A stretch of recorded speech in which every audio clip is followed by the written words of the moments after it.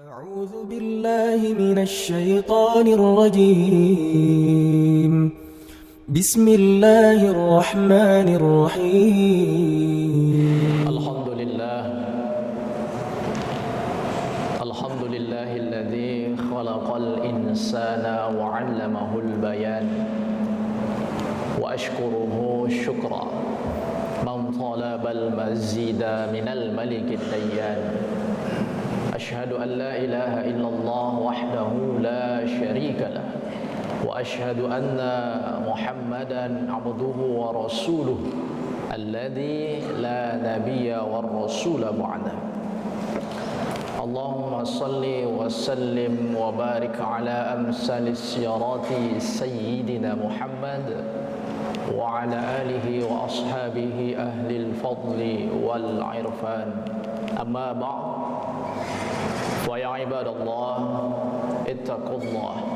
اتقوا الله حق تقاته ولا تموتن إلا وأنتم مسلمون فقال الله تعالى في قرآن الكريم أعوذ بالله من الشيطان الرجيم بسم الله الرحمن الرحيم ادعوا إلى سبيل ربك بالحكمة والموعظة الحسنة وجادلهم بالتي هي أحسن إن ربك هو أعلم بمن ضل عن سبيله وهو أعلم بالمهتدين فقال رسول الله صلى الله عليه وسلم انظروا إلى من هو أسفل منكم ولا تنظروا إلى من هو فوقكم فهو أجدار ألا تجدروا نعمة الله عليكم والحمد لله رب العالمين.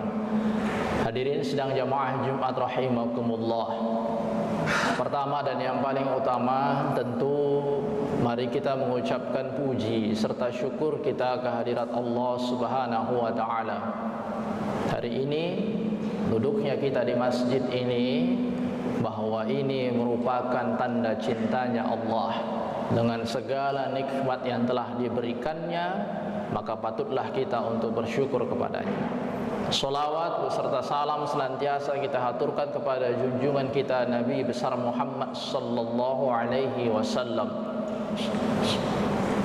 Nabi yang telah membawa kita dahulu dari zaman jahiliyah menuju saat ini sampai sekarang kita hidup ini zaman yang terang benderang karena disinari oleh cahaya Islam. Hadirin sidang jamaah Jumat rahimakumullah. Sesuai dengan firman Allah di dalam Al-Quran surah An-Nahl ayat 125 tadi, bahwa Allah berfirman di dalam Al-Quran ud'u ila sabili rabbika bil hikmah. Mungkin tak asing di telinga kita ketika mendengar kata-kata dakwah. Dakwah itu secara lughah berasal dari kata da'a, yad'u da'watan. Artinya mengajak. Mungkin tak asing di telinga kita dengan kata dakwah itu, tapi pahamkah kita makna dakwah itu sesungguhnya?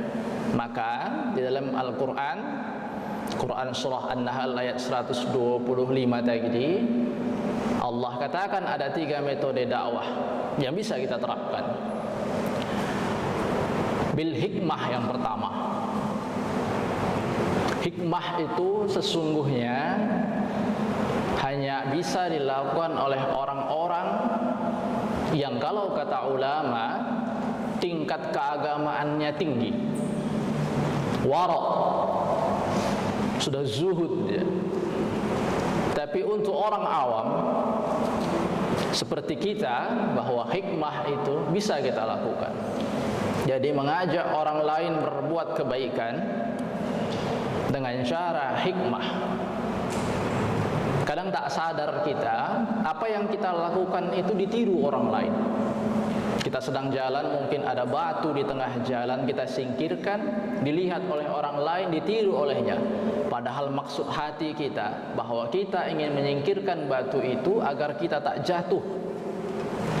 Seandai-andai kita tabrak batu itu.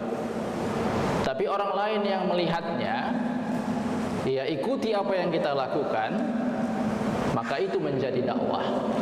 Karena tujuan yang kita lakukan itu adalah kebaikan, menghindari orang lain dari kecelakaan. Kita berkata santun kepada anak kita, sopan santun kepada orang yang lebih tua, teramah tamah, kita ucapkan terima kasih kepada orang lain. Padahal mungkin kita lakukan itu budaya dari keluarga. Kami di keluarga terbiasa untuk bersopan santun dengan orang yang lebih tua. Tapi dalam Islam, ketika itu engkau terapkan ke masyarakat, dicontoh oleh masyarakat, maka menjadi dakwah. Hadirin sedang jamaah Jumat rahimakumullah. Yang kedua kata Allah, wal mau'izatul hasanah. Mau'izah itu nasihat, hasanah itu yang baik, maka nasihat yang baik. Menasehati orang itu bukan berarti langsung di depan orang banyak kita nasihati. Coba cari tempat-tempat yang sunyi, ketika berdua dengannya bisa mengobrol, maka nasihati dia dengan segala kesalahannya agar tak malu dirinya. Tapi hadirin, mau'izatul hasanah ini sesungguhnya lebih berat. Kita ini lancar sekali ketika mengomentari orang lain. Gampang sekali lidah kita ini berbicara untuk keburukan orang lain, menjelek-jelekkan orang lain, mencari tahu kesalahan orang lain, gampang sekali. Tapi untuk mencari tahu kesalahan kita, menasehati diri kita, sulit sekali. Kita gampang katakan kepada orang lain, ittaqullah. Tapi untuk diri kita, sulit sekali. Kita suruh orang lain ke masjid, kita sendiri tak ke masjid. Kita suruh orang lain baca Al-Quran, mungkin kita tak fasih baca Al-Quran. Maka mau'izatul hasanah ini berat, karena kita harus memulainya dulu dari diri kita. Kadang kita di tempat-tempat yang orang lain melihat kita ramai, orang lain kenal kita, taat betul kita. Kita sholat tepat waktu, kita ke masjid, kita baca Al-Quran, tangan kita tak lepas dari zikir. Tapi ketika sunyi, lupa semua. Tak ada yang kenal sama kita, lupa kita untuk beribadah sama Allah. Karena apa? Kadang-kadang orientasi beribadah kita itu bukan karena Allah, tapi karena ingin dilihat oleh orang lain. Maka mau'izatul hasanah itu berat. Kita harus introspeksi diri kita dulu. Setelah itu baru kita bisa berkata kepada orang lain. Hadirin sedang jamaah Jumat rahimakumullah, bahwa yang ketiga adalah wajadilhum billati hi ahsan. Dengan perdebatan yang baik juga. Kalau kita lihat, terkadang golongan-golongan kaum orientalis, orang-orang yang memang empirismenya atau yang menggunakan akal logikanya lebih tinggi daripada hatinya, menerima hikmah atau menerima Allah membukakan hatinya itu tidak bisa dengan ayat-ayat Al-Quran. Kita harus debat dia. Mendebatnya itu dengan logika juga. Maka menyampaikan nilai-nilai Al-Quran kepadanya dengan cara yang dia pahami. Maka hadirin, dakwah itu harus kita lihat bagaimana madawunya atau sasarannya. Ketika kepada orang yang lebih tua, bagaimana akhlak kita kepada orang yang lebih tua. Ketika kepada yang lebih muda, bagaimana akhlak kita yang lebih muda. Misalnya kita sholat, kita sampaikan kepada kaum orientalis bahwa sholat itu adalah bentuk suatu kewajiban kita kepada Tuhan, karena kita adalah hambanya. Orang-orang yang empirismenya tinggi sulit untuk menerima itu. Dia tak percaya akan adanya Tuhan misalnya.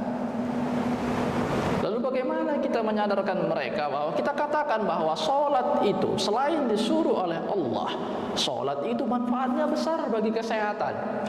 Kesehatan mental, kesehatan fisik.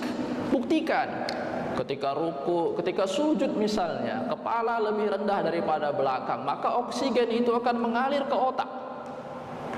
Ketika oksigen mengalir ke otak, maka otak kita akan berpikir lebih jernih, sel-selnya akan terbuka semua, kita lebih sehat. Nah, hal-hal yang seperti itu kadang lebih bisa diterima oleh kaum-kaum yang menolak agama ini gitu. Hadirin sidang jamaah Jumat rahimakumullah. Pada akhirnya dakwah itu akan kita artikan sebagai cinta. Tapi cinta yang kali ini bukanlah cinta yang kita gantungkan kepada sesama makhluk. Cinta di sini adalah cinta antara hamba dengan Rabb-nya, dengan Tuhannya. Cinta yang insya Allah nantinya ketika kita lakukan, dia akan bermuara ke surga. Barakallahu wa lakum fil Qur'anil azim wa nafa'ni wa iyyakum bima fihi minal ayati wa zikril hakim wa taqabbal minni wa minkum tilawatahu innahu huwal ghafurur rahim.